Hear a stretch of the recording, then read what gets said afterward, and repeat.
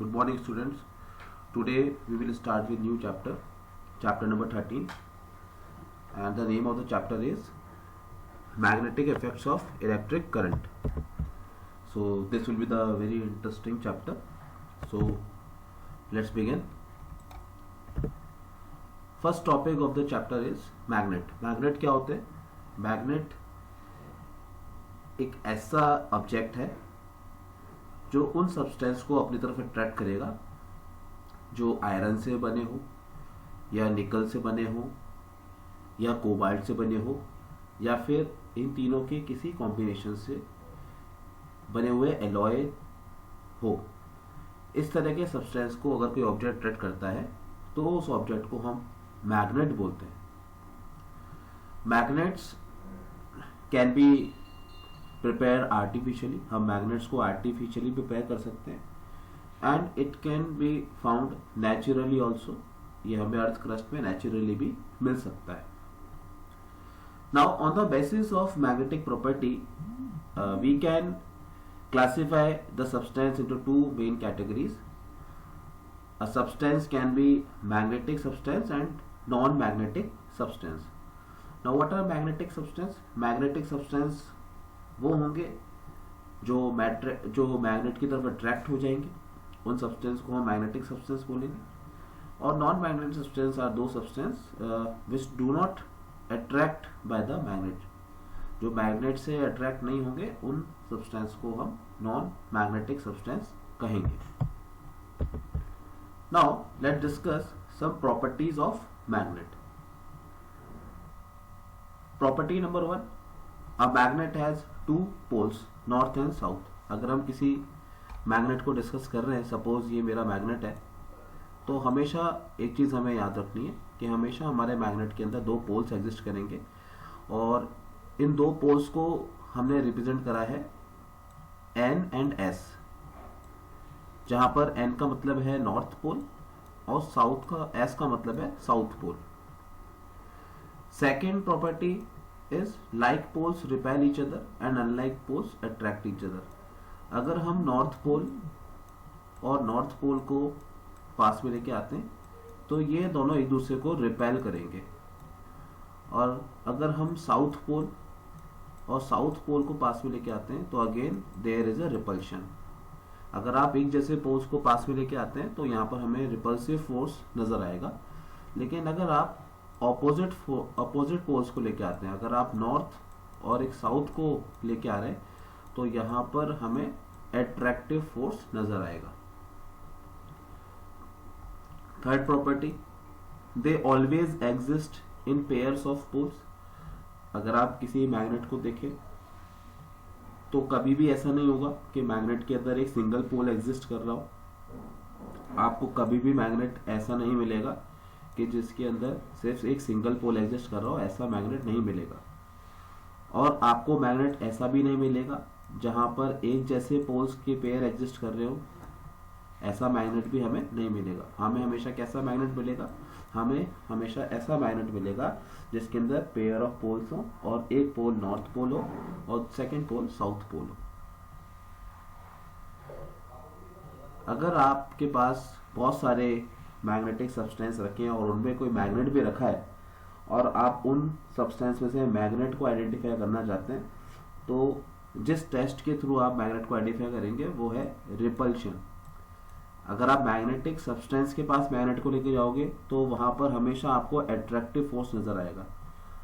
अब उस magnetic substance में अगर कोई सब्सटेंस रिपेल कर रहा है तो इसका मतलब वो दूसरा सब्सटेंस क्या होगा? वो दूसरा सब्सटेंस हमारे लिए मैग्नेट कहलाएगा।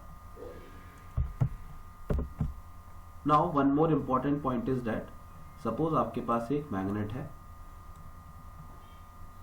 और ये उस मैग्नेट का नॉर्थ और साउथ पोल है।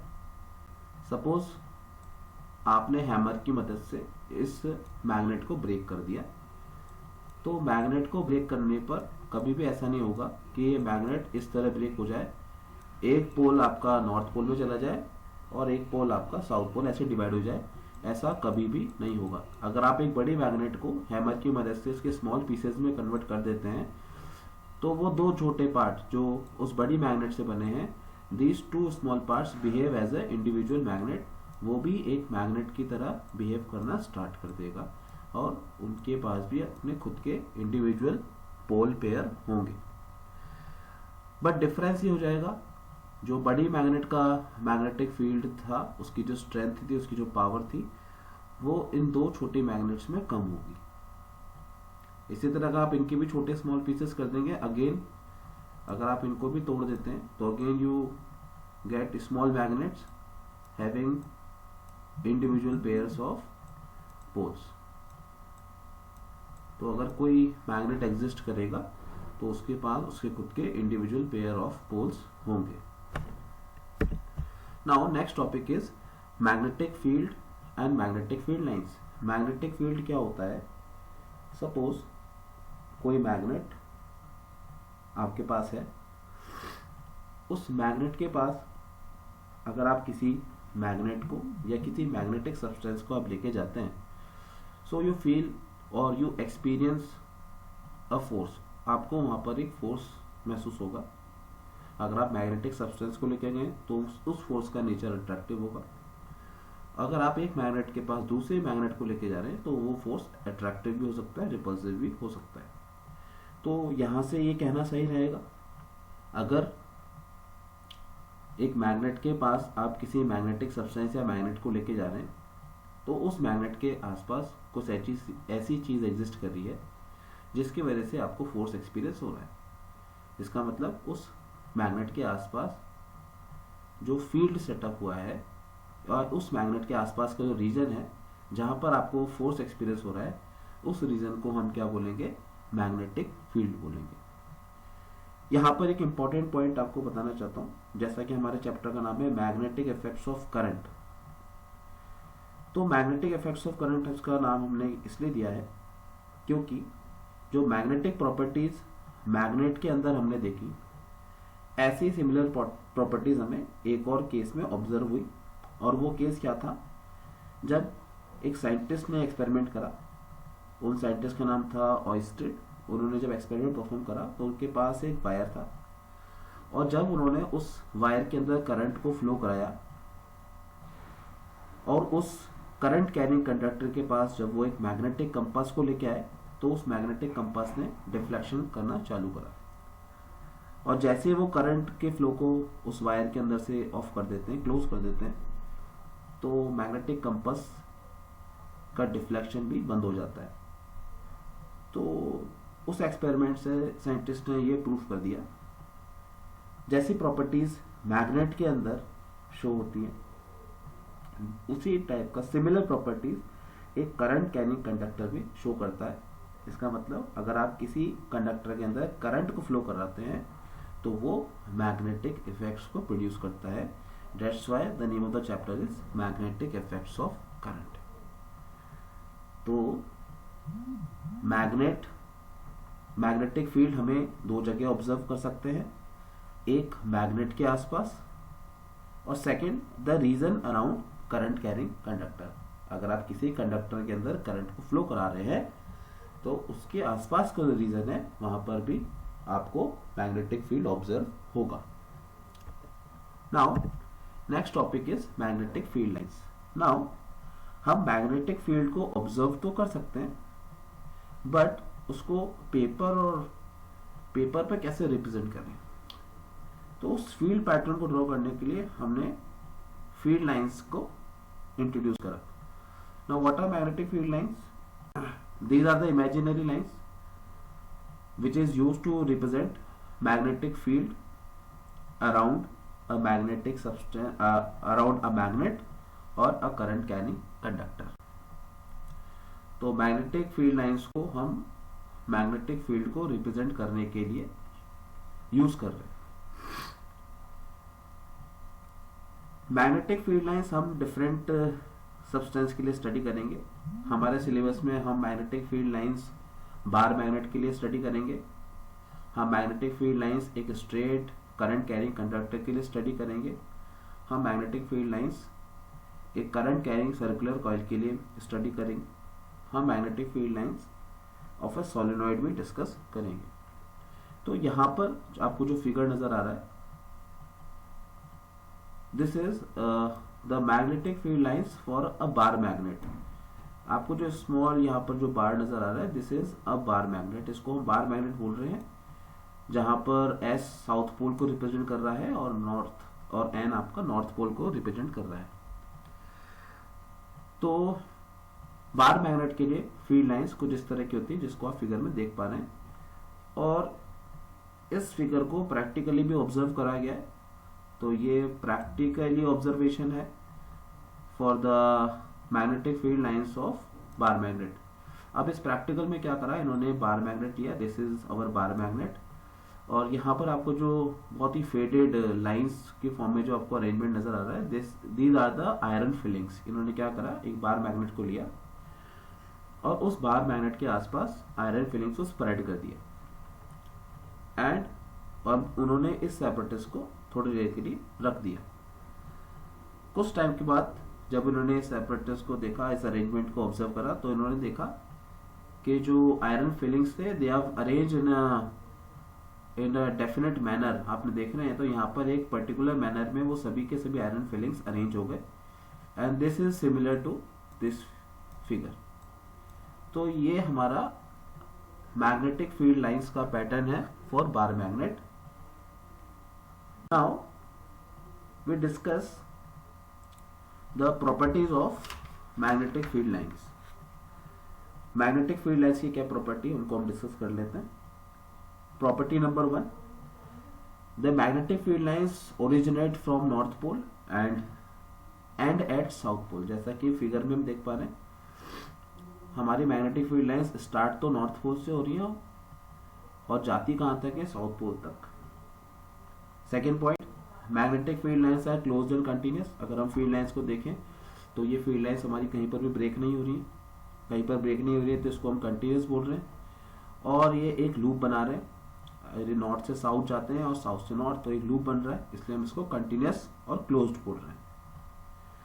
Third point, if you observe, जो हमारे मैग्नेटिक फील्ड लाइंस हैं, these are crowded near the poles. अगर हम पोल्स के आसपास देखें तो ये काफी ज्यादा पास पास है, और हम पोल से अगर दूर चले जाते हैं तो फील्ड लाइंस के बीच का डिस्टेंस बढ़ जाता है।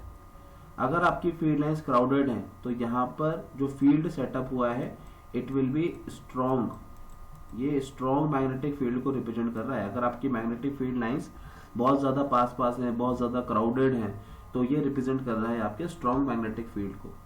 अगर आपकी मैग्नेटिक फील्ड लाइंस ज्यादा दूर दूर है, फार अवे, तो ये रिप्रेजेंट करेगा वीक मैग्नेटिक फील्ड को।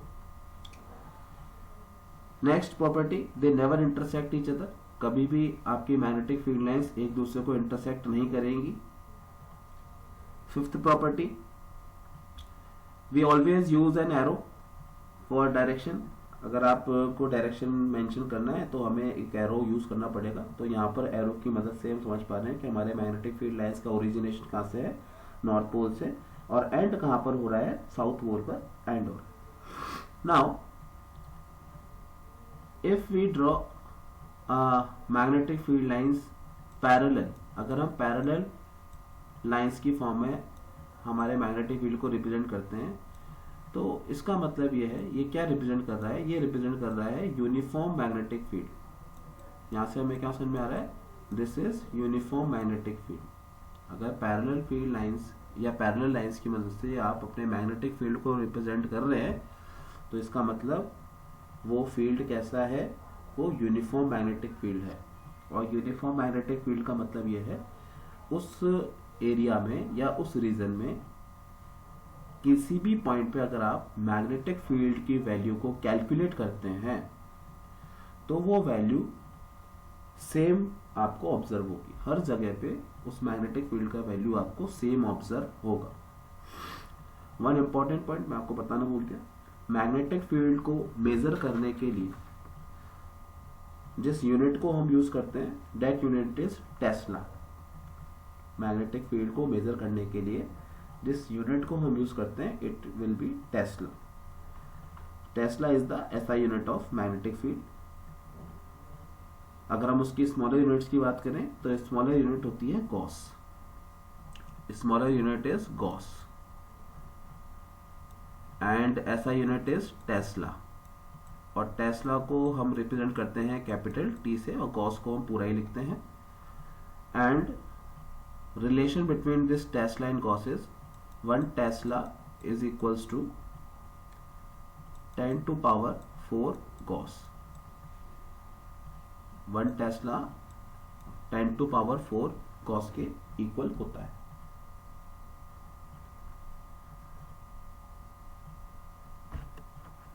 Now next topic is magnetic field due to current carrying conductor.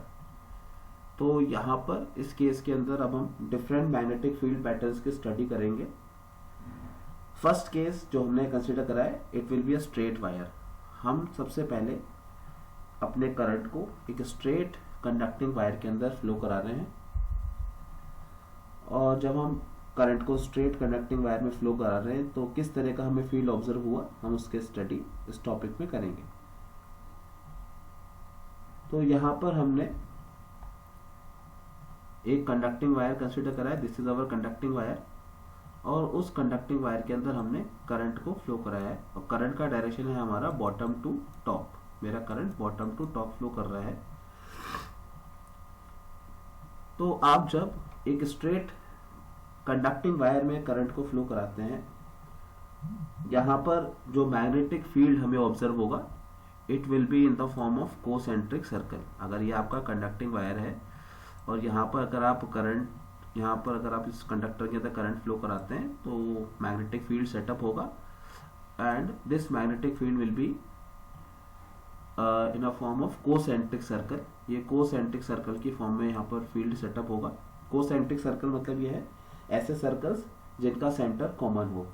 तो यहाँ पर भी हमें कोसेंट्रिक सर्कल्स मिल रहे हैं, और इन सभी सर्कल्स का सेंटर वायर पर लाई कर रहा है.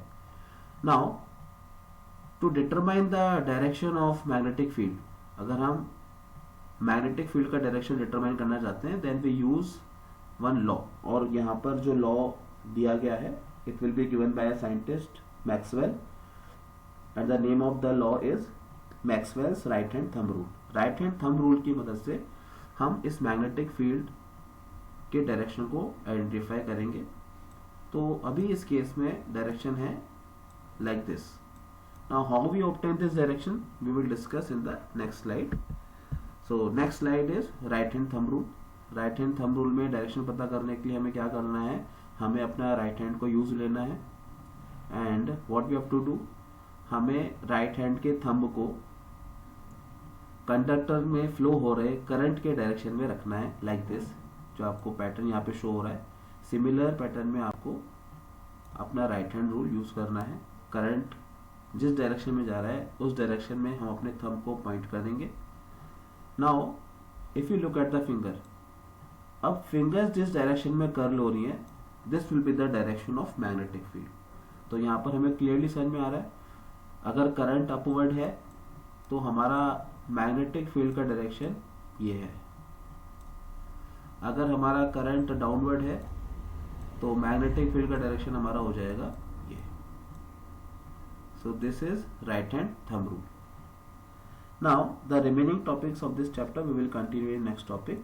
So revise these topics and we will continue in next video. Thank you.